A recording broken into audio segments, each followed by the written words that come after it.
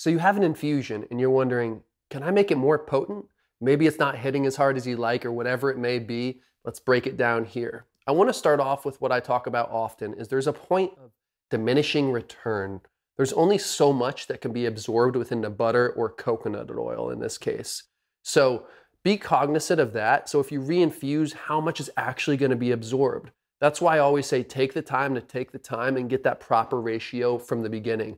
I like to add my substance and just add enough oil to barely top it to get that absorption.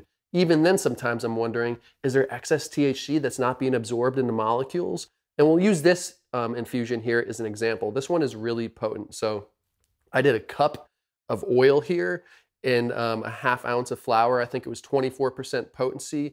And we got about 3,360 milligrams in here.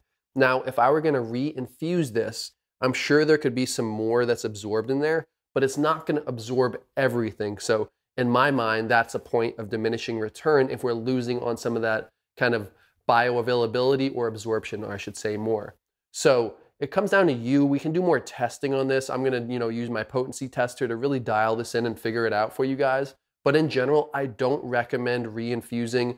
Also, it's going to add a little different taste to it. If you're going to think about re-infusing, what I would do personally is I wouldn't re-infuse the whole batch.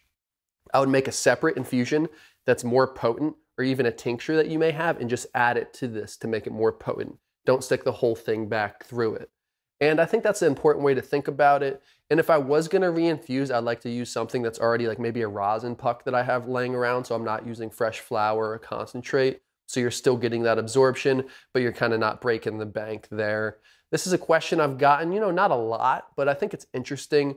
I had a buddy make a double infusion, was super potent, but again, I wonder, how much are we wasting here? Like, what's going on? Is it really, can the molecules themselves absorb that much of the cannabinoids? When is that point of diminishing return? I'm super curious what you guys think of this topic.